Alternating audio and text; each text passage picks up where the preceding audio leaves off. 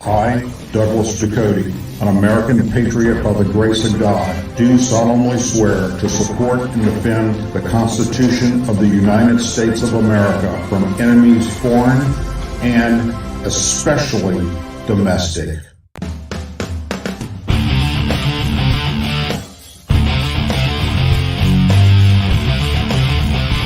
I, Douglas Ducote, an American patriot by the grace of God, do solemnly swear to support and defend the Constitution of the United States of America from enemies foreign and especially domestic.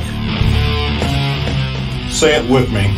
I pledge allegiance to the flag of the United States of America and to the republic for which it stands, one nation, under God, indivisible, with liberty and justice for all. Hello, and welcome to another edition of the Douglas Ducote Show. You had many places you could be tonight, but you chose to be here with me, and for that, I am forever grateful. We've got a few things to cover tonight. Tonight's show will be a little shorter than normal because I've got other things that are pressing with me tonight that I have to take care of. But let's get right into this. Out of Washington, D.C., Representative Alexandria Ocasio-Cortez, Democrat, New York City, aka AOC, has come out criticizing, that's right, a Democrat, progressive, one each, AOC, criticizing Biden, and guess what for? For not including illegal immigrants in his pardon for those federally convicted of simple marijuana possession. That's right.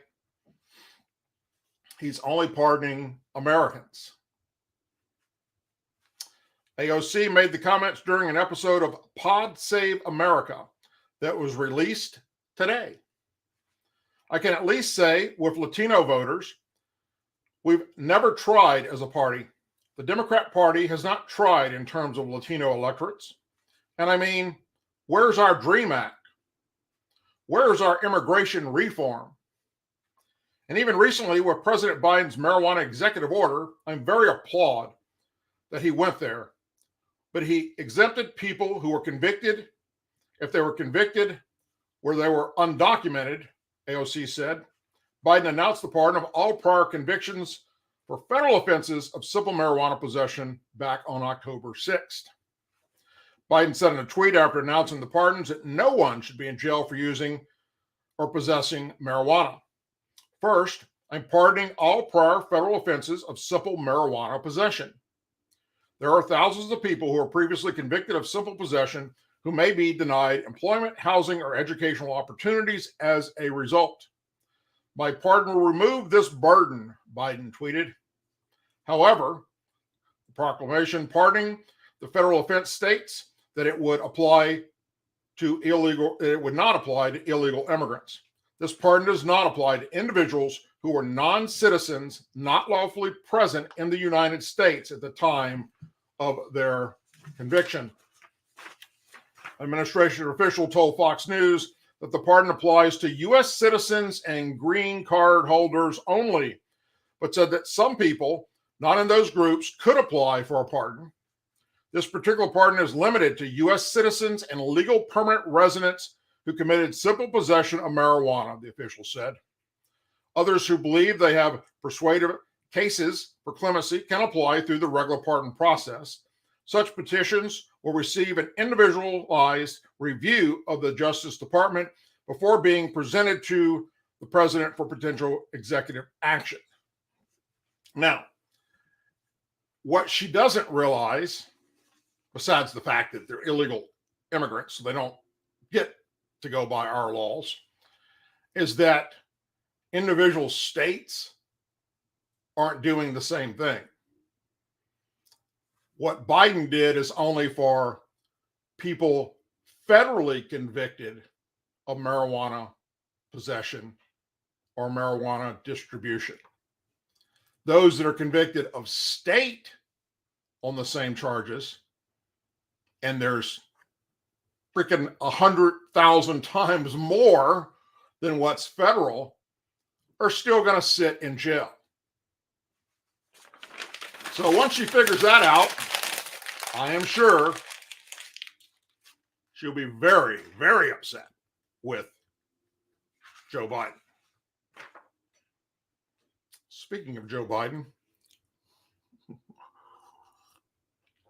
Senate Majority Leader Chuck Schumer once again was overheard telling President Biden that the potential pivotal race for U.S. Senate in Georgia appears to be going downhill for Democrats. The state where we're going downhill is Georgia, Schumer said in a candid conversation on a New York airfield tarmac with the president, along with New York Governor Kathy Hochul and Senator Christian Gillibrand, Democrat, New York, that was filmed by the Washington Post. It's hard to believe that they will be going for Herschel Walker. According to aggravated polling average complied by the website 538, Georgia's incumbent Democrat Senator Ralph Warnock currently holds a slight 1.7-point lead over Walker, the Republican nominee. The trend line in recent polls, however, shows Walker ahead in recent surveys, despite allegations brought by two women that Walker, who has been outspoken during the campaign about his opposition to abortion, paid for them to undergo the procedure. Neither candidate, however, is currently polling above 50%, a threshold that must be surpassed when all the votes are counted in Georgia to avoid a runoff. Schumer was more upbeat about the state of play in other midterm election races that will decide which party controls Congress, including those scrutinized U.S. Senate debate performance on the Tuesday by Pennsylvania Lieutenant Governor John Fetterman against Republican Dr. Oz.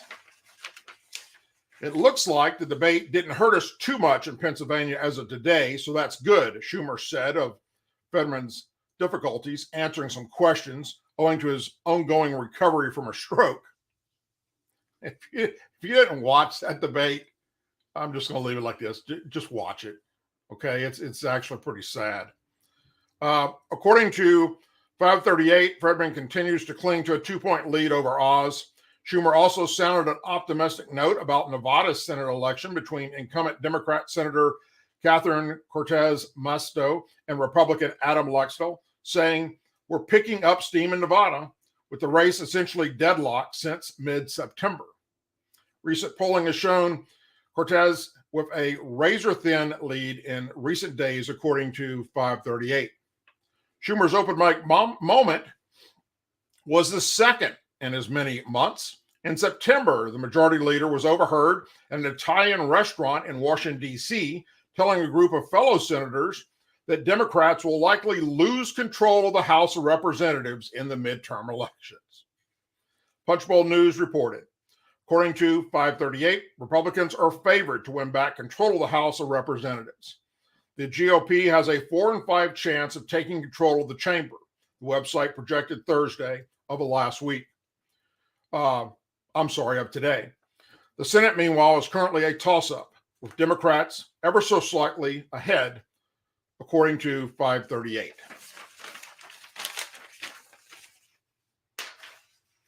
Wow. That doesn't sound too good for Democrats, does it?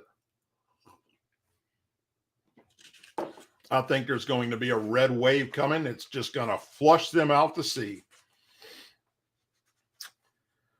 Members of a small Minnesota town sounded the alarm about the damage to the environment that they say would come from clean energy.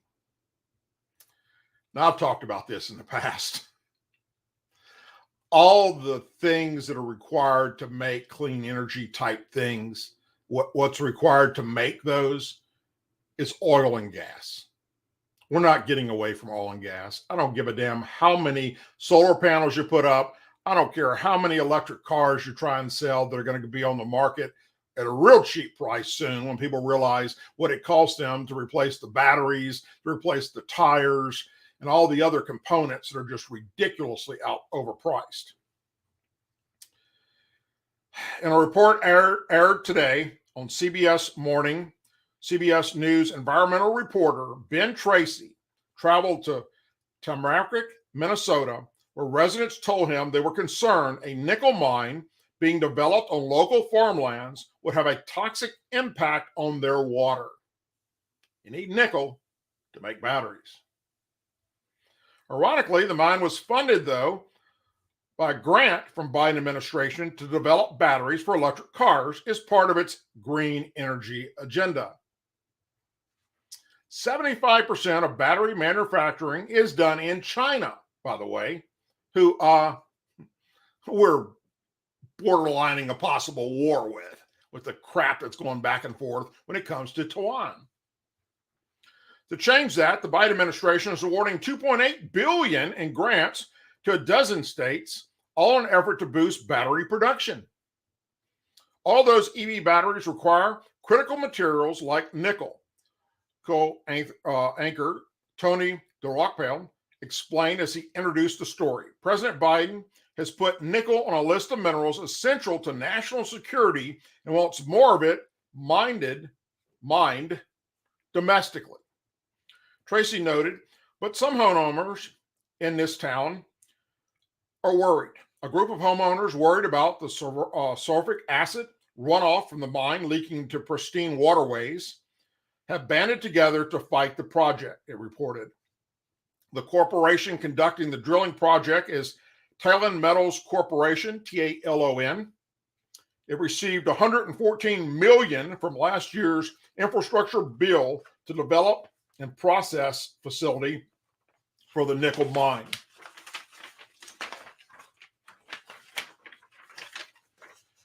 Talon hopes to open the Minnesota mine in 2026, when the only other U.S. nickel mine is set to close. It says it will create 300 jobs in the poorest county in the state. The company already has a deal to supply nickel to Tesla. Now it's up to the state of Minnesota to approve the mine. And some people who live here have questions, Tracy said. There is a scientific data that says it's safe. Where is it? One local woman asked. Another homeowner asked Talon, or asking any mining company about how they're going to take care of the community and the environment is kind of like asking the fox how he's going to take care of the chicken coop. CBS pressed Talon to answer residents' concerns about the mine's impact on the environment. A worker for the company said the deep undergrounding mine poses little risk to the environment and cited Biden's push to make America less reliant on other countries for manufacturing electric vehicle components. Well, why don't he do that with gas and oil and stop us having to be dependent on, Middle Eastern countries that hate us? Good question. But Tracy noted that there was an inconvenient truth to the drilling of electric vehicle batteries. Inconvenient truth. The need for mining like this raises an inconvenient truth. There's a dirty side to clean energy, the report said. The Talon workers seemed to agree, noting that solar, wind power, and batteries were all dependent on metallic materials. So the real conversation should be about how and where to do these clean energy projects. On top of concerns about the environment, conservatives have argued the Biden administration's push for electric vehicles is tone deaf amidst historical high inflation. In my lifetime, let me go on record saying it right now, we're never going to get away from oil and gas. It's not possible. You freaking green thumb up your ass liberals can preach and bitch and complain all you want. Do it. You're already doing it now. Do all this stupid shit you're doing by going into museums and throwing soup on freaking paintings and gluing yourself to fucking to walls and floors in front of buildings to get your point out of what? That you're a freaking idiot? It's not going to happen. Wake up. The world runs off of oil and gas. No one else is going to do this green energy deal. Some parts of Europe will. I give you that. But the major producers of pollution happen to be China, North Korea, and Russia. And you think for a minute that they give a damn about your green energy deals? No. Speaking of Russia, and this is actually should piss off everybody, regardless of your political party. The Russian military has started recruiting U.S. trained Afghanistan commandos to bolster its forces in Ukraine as Russian President Vladimir Putin looks to replenish his forces and supplies in the drawn-out conflict. Because the Russian soldiers are being killed by the Ukrainian soldiers, which I predicted wasn't going to happen the way it is. It's amazing how well Ukraine has held their ground. And then with the kill-off of Soviet soldiers, Russia came up with a draft and started drafting people. And these draft-eligible men are going, the hell with this, and they're leaving the country. And now they're kind of stuck. How are they going to replenish this? Well, let's go to Afghanistan and get them. Because the U.S. trained them. Multiple Afghan military and security sources have said the elite National Guard Commando Corps, which fought alongside U.S. forces for nearly 2 decades, have started joining up with Russian troops in Ukraine after the U.S. left them behind following its withdrawal from Afghanistan in 2021. According to a report from news website Foreign Policy, the force, comprised of 20 to 30,000 volunteer commandos, has faced prosecution in their homeland after the U.S. departed as the Taliban took control of the country. A few hundred senior officials evacuated during the withdrawal, leaving thousands of soldiers to try and escape to neighboring countries to hide to avoid capture and execution by the Taliban. The Department of Defense spokesperson told Fox News Digital that the Pentagon has seen the reports and that officials will monitor the situation, but have nothing to say on the matter today. Of course not. The State Department did not respond to requests for comment. The U.S. spent around $90 billion to build the Afghan National Defense and Security Forces, according to a report from Special Inspector General for Afghanistan Reconstruction on May of 2022. Rebecca Coloff, president of Doctrine of Strategy Consulting and former DIA intelligence officer specialized in Russia and Putin, told Fox News Digital that the situation may prove more complicated than initial reports indicated, as intelligence suggests that Iran may also be helping Russia with its recruitment. Intelligence indicators suggest that Russian operatives, possible with assistance from Iran, are recruiting Afghan soldiers and refugees, including those trained by U.S. forces to fight on behalf of Russia and Ukraine. In the aftermath of the hasty and disorganized U.S. withdrawal from Afghanistan, thousands of Afghan security personnel, translators, and support staff had to flee as the Taliban took control. They became refugees in neighboring countries with no means of survival. The Russians are seizing on this opportunity to fill the gaps with their requirements that their own mobilization forces cannot fill. The recruitment presents another troubling consequences for President Biden's withdrawal, with continued knock-on effects. Many Afghan allies, possibly thousands, are still waiting to enter the U.S. Bill Ruglow, senior fellow at the Foundation of Defense of Democracies, told Fox News Digital that the report presents one of the most unexpected consequences of President Biden's rash and dangerous decision to withdraw from Afghanistan, and warned of the significant impact that it could have on the war in Ukraine. Tens of thousands of commandos were left in Afghanistan to fend for themselves, and many are currently being hunted by the Taliban. Also, Long War Journal news site reported the same. They're easily recruiting prey for the Russians, assuming they're willing to fight for the Russians. If the Russians can recruit the commandos in large numbers, they can have an impact on the battlefield in Ukraine, he added.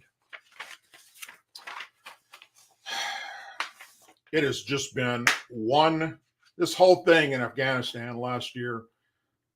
Besides that, the fact that we left behind billions of dollars worth of military equipment that is being used by the Taliban, and you believe you can guarantee you they're selling it on the black market, and Russia is picking it up, and people that hate us. It's sad. It's treasonous. It's aiding and abetting the enemy. Hello, Department of Justice and FBI. Read the statute. Read the law on how Joe Biden has committed a treasonous act. Look, it's in black and white. It's right there in your freaking office.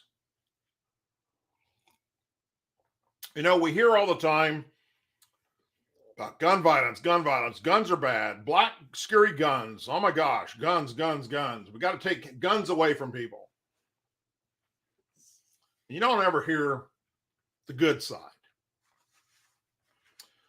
An armed bystander used his firearm to stop a brutal attack against a pregnant woman at a public supermarket in Florida this past Saturday.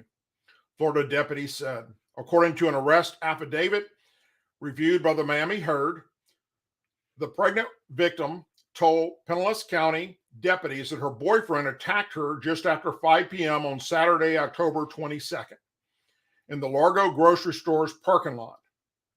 The woman said her boyfriend, identified as 27-year-old Cole Dismented, became enraged and punched her multiple times in the face. She then fell to the ground, at which point he started stomping on her head and upper body. The victim said her boyfriend knew she was 14 weeks pregnant with his child when he attacked her. An armed citizen witnessed the attack and, fearing for the woman's life, stepped in to help. Thank God. Authorities said this man only stopped beating the woman after the bystander pulled out his gun. The pregnant victim was covered in large amounts of blood and may have suffered a broken nose. At the time of the attack, this guy was under a no-contact order from a previous domestic battery charges, according to law enforcement. But the order wasn't enough to stop his pattern of violence. He acknowledged that he attacked his pregnant girlfriend, but insisted he couldn't remember what happened because he saw red and he blacked out. The attacker was charged with aggravated domestic battery and is being currently held in the county jail. Earlier this year, a woman illegally carrying a pistol fatally shot a man who opened fire in a crowd of people attending a graduation party in Charleston, West Virginia, police said. The lady was carrying a lawful firearm, a law-abiding citizen who stopped the threat of possibly 20 to 30 people being killed. She engaged the threat and stopped it. She didn't run from the threat. She engaged it, preventing a mass casualty here in Charleston. Charleston Police Department Chief of Detectives Tony Hazlitt said in the interview. You know, I subscribe to several different magazines, gun-related magazines, NRA type stuff. And I probably should start, in fact, I think I will. I will start doing a little segment in the show listing out all the people that are alive because a citizen with a concealed carry permit stepped in to save someone's life, or a homeowner pulled his gun to save his family from being attacked, raped, pillaged, whatever the case may be. Because they all list them. They're all there. And of course, the news media hardly ever talks about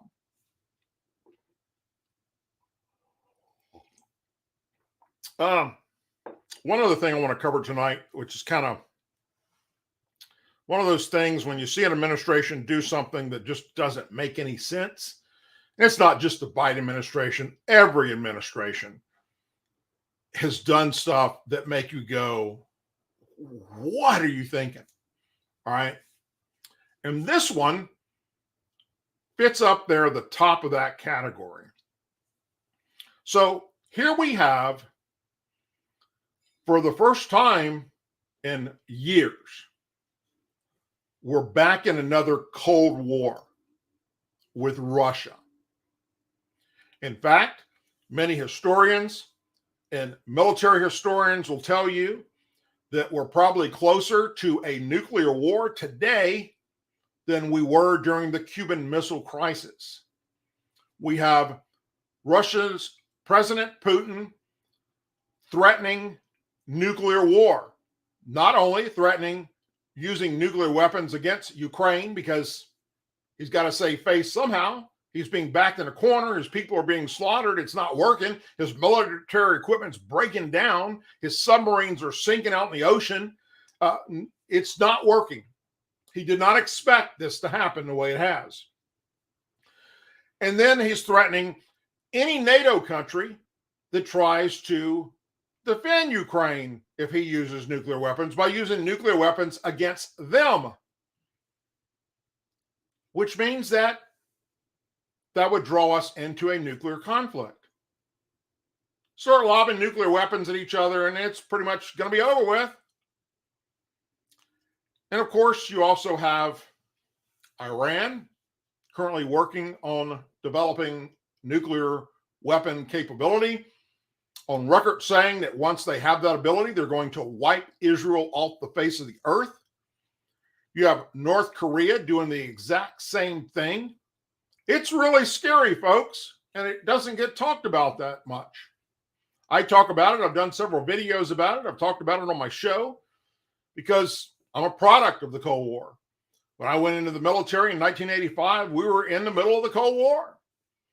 And when we came out of that, thanks to President Ronald Reagan, and the wall came down and we got checks and balances on all the nuclear weapons, I, for one, and I'm sure that anyone that served during the Cold War in the military can tell you, it was like a big weight being lifted off our shoulders.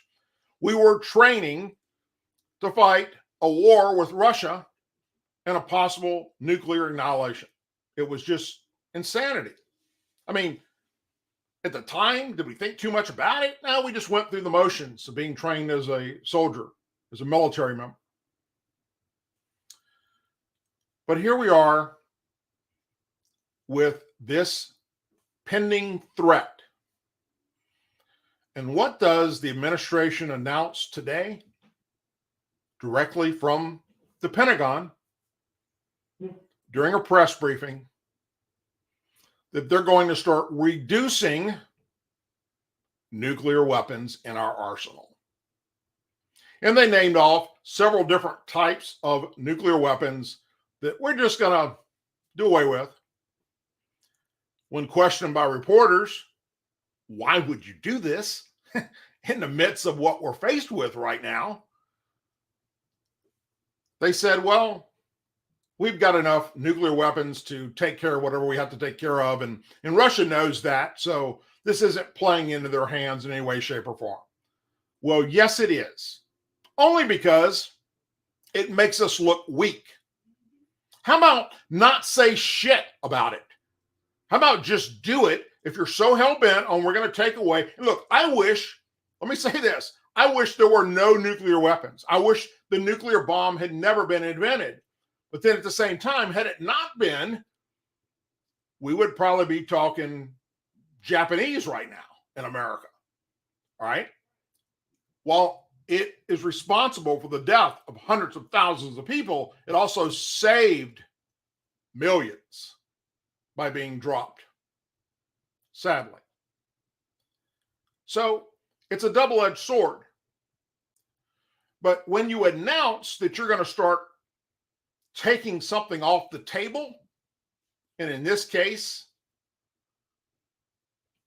countries that are saying they're ready to use nuclear weapons against us in NATO, and you start talking about doing away with some of your nuclear capabilities, you don't think that sends a message directly to our enemies? It is insanity. It's one of those things that is said that you can't wrap your head around it. It doesn't make any sense. Why, number one, we would do that in the first place. But number two, why are you holding a press conference and telling the world, in the midst of what's being said about nuclear weapons and being used against us and our NATO allies, that we're going to do away with some of them? Yeah, do I think we have too many nuclear weapons in the world? We shouldn't have any. Russia has way more than we do. We know that for a fact. Just look it up. It's right here on the internet.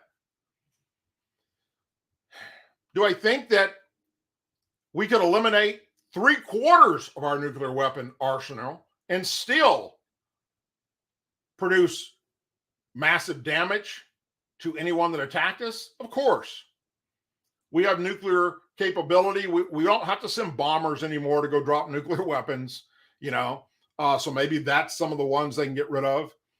We have intercontinental ballistic missiles, ICBMs, that are capable of delivering a nuclear weapon anywhere in the world at any given time. Land-based launched, submarine launched. So we have the capability to do what we need to do if it ever came down to that. But my point is, you just walked right into this. And you gave those that are building nuclear weapons, that want to use them against us and our allies, and those that already have nuclear weapons that are threatening to use them against us and our allies, you gave them a little insight into us backing down. Maybe that was their way of trying to de-escalate the situation as it stands right now. Maybe.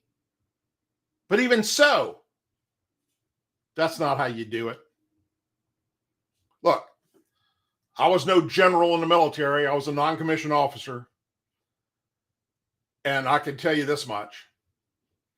There is no one in the United States military or military veteran that will tell you that it's okay to go telling the world what you plan to do as far as withdrawing your forces, your aircraft, your ammunition, nuclear weapons. You just don't talk about that shit. So I don't know what they're up to. I don't know why they did that. There's several things that have happened in other administrations that baffle my mind. You need to look no further back than, when President Trump was in office. He was going to declare the cartel a terrorist organization. He said he was. And then he met with the president of Mexico and decided not to do it. The whole purpose for declaring them a terrorist organization was so that our military could get involved and take these fuckers out and eliminate the cartel, which we had the capability of doing with our military forces. And then that changed, just like that. I did a video about it. I talked about it on my show. Why did he do that? I don't know. But that's with any president, Republican or Democrat, doesn't matter. They all have done things that we, the people, sit back and look at and go, what the hell are you thinking? Why? No different than what we're watching with the Department of Justice and our FBI, going after Republicans and conservatives and Trump supporters and Trump himself, but yet letting Democrats and liberals walk with nothing. No charges. They're not raiding their homes. They're not taking their cell phones and their computers and their medical records in Trump's case, or their attorney-client privilege type material. Nope, they're doing that, conservatives and Republicans and Trump supporters and Trump himself. The Department of Justice and the FBI has been weaponized by the Democrat Party.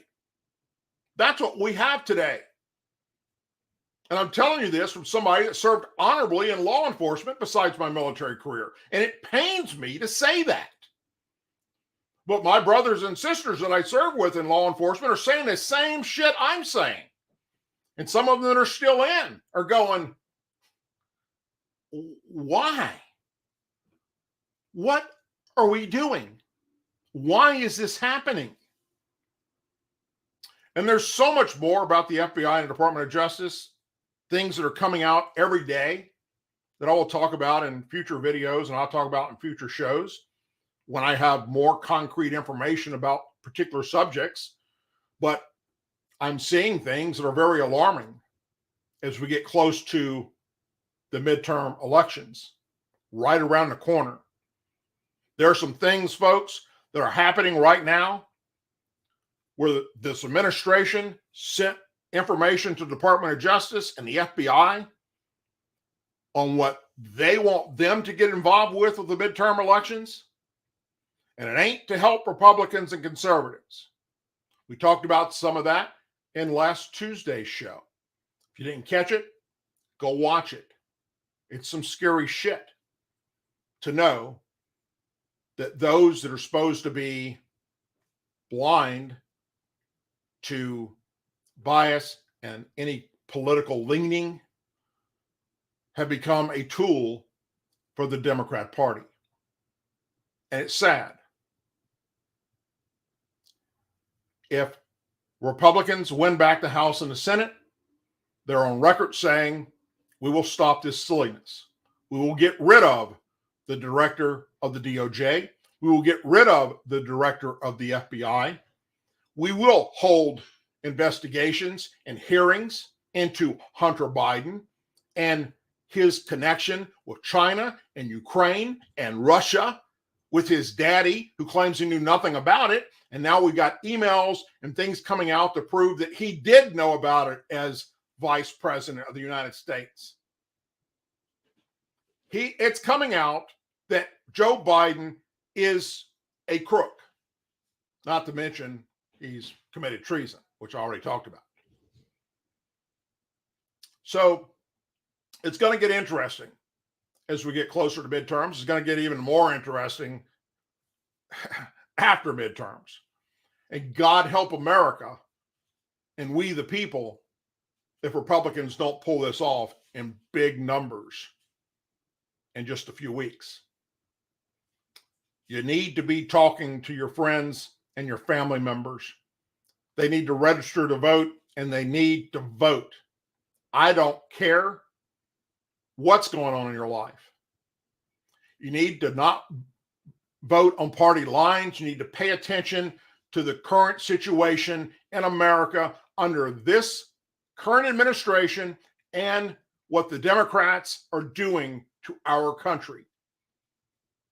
And that doesn't take a rocket scientist to figure it out, that we're heading in a direction that we can't ever come back from if we don't take this away at midterms. And hopefully, God willing, we will.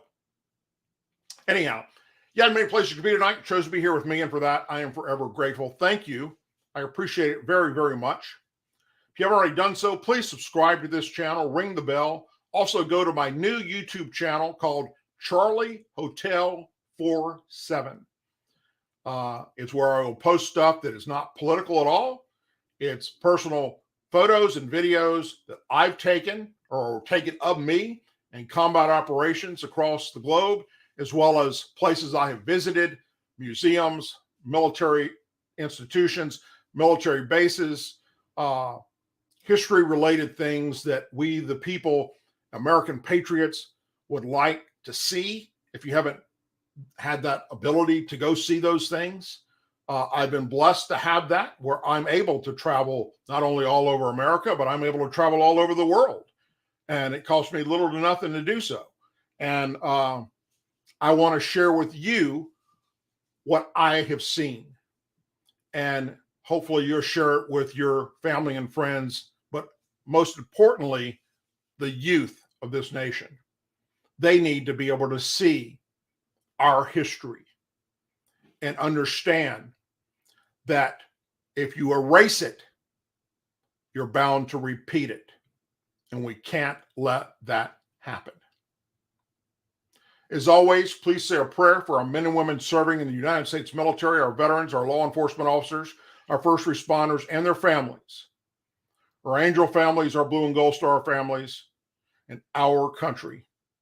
Also, go to douglasducote.com and check out the website.